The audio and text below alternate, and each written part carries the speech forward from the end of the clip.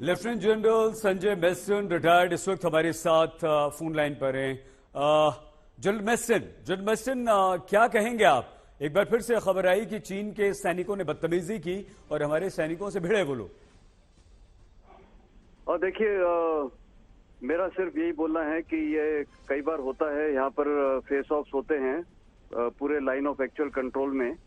और ये जो हुआ है अरुणाचल प्रदेश में, सर, ये होना नहीं चाहिए, क्योंकि अभी जो कॉन्फिडेंस बिल्डिंग मेजर्स है और जो ये चाइना ने भी कोट की 93 और 96 का एग्रीमेंट, कॉन्फिडेंस बिल्डिंग मेजर्स है और maintaining peace and tranquillity along LAC, तो मेरे ख्याल जो इनके सोल्जर्स ने किया है ये बहुत ही खराब एक हरकत की है और ये कॉन्फिडेंस बिल्डिंग मेजर्स के खराब है। और खासकर जब हाल ही में इतनी टॉक्स हुई हैं, 16-17 राउंड्स हो चुके हैं कोर कमांडर टॉक्स में ईस्टर्न लद्दाख में, तो ये जो अभी इन्होंने हरकत की है वो भी अरुणाचल प्रदेश में बिल्कुल गलत है, ये नहीं होनी चाहिए थी। और इंडियन जो ट्रुप्स डिप्लॉयड हैं वो भी इसका जवाब अच्छी तरह देंगे, क्योंकि हम भी नॉनसेंस एक्सेप्ट बिल्कुल नहीं करेंगे और उनको पीछे ढकेल देंगे। सर, यही किया हमारे सैनिकों ने। लेकिन जनरल मेसन, हम आपसे ये समझना चाहते हैं कि क्या सैनिक, क्योंकि हम जितना समझते हैं सेना को, जितना हमने पढ़ा लिखा, आप जैसे वरिष्ठों से बात की है, जब तक आदेश नहीं होता सिपाही कोई कदम नहीं उठाता।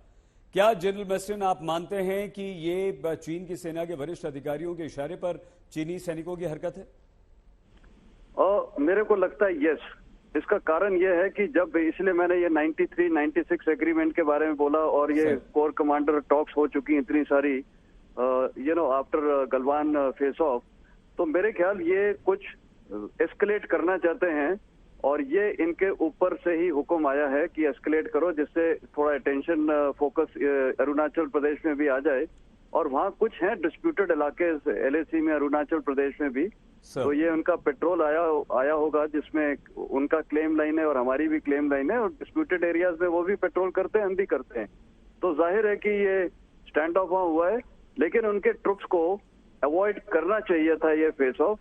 वो जानबूझ के भिड़े हैं, तो 100% मेरे को लगता है ये ऊपर से इनको डायरेक्टिव है कि कुछ ना कुछ तरीके से बॉर्डर को एक्टिव रखो, क्योंकि चाइना बिल्कुल लाइन ऑफ एक्चुअल कंट्रोल को या इंटरनेशनल बॉर्डर को इंडिया के साथ रिजॉल्व करना ही नहीं चाहता है। वो ये LAC या बॉर्डर डिस्प्यूट को अलाइव रखना चाहता है, ये प्रॉब्लम है। जनरल मेसन, इसका मतलब ये हुआ कि ये चाइना की डबल नीति है। एक तरफ वो बातचीत करता है और कॉन्फिडेंस बिल्डिंग मेजर्स जिसकी बात अभी आप कर रहे हैं, और दूसरी तरफ अपने सैनिकों को छूट देता है कि वो इस तरह की बदतमीजी करें ताकि तनाव पैदा हो। मानते हैं सर आप ये? बिल्कुल, मैं मानता हूं ये इनकी डबल स्टैंडर्ड है, डबल नीति है। और आप अभी भी देखिए, हमने ये ओली में एक्सरसाइज की थी, जॉइंट एक्सरसाइज, युद्ध अभ्यास अमेरिकन ट्रुप सोल्जर्स के साथ, उसके ऊपर उन्होंने खुद 93 और 96 एग्रीमेंट कोट किए हैं, जबकि उसमें वो एग्रीमेंट कोट करने का मतलब ही नहीं है, इसलिए क्योंकि वो तो थर्ड पार्टी से कोई मतलब नहीं है। वो peace and tranquillity between the Chinese and the Indian troops है on the borders, not between American troops doing. और वो भी एक्सरसाइज हम 100 किलोमीटर दूर वो कर रहे थे।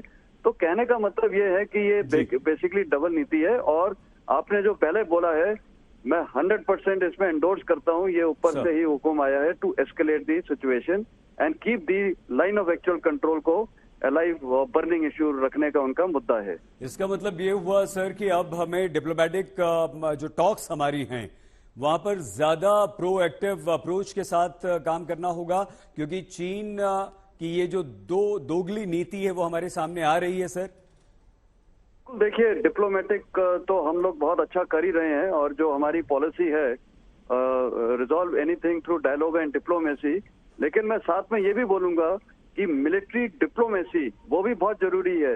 ये जो फेस ऑफ में इंडियन ट्रुप्स जो हम स्टैंड लेते हैं और चाइनीज फोर्सेस को रिपेल करते हैं, वो भी एक पार्ट ऑफ मिलिट्री डिप्लोमेसी है।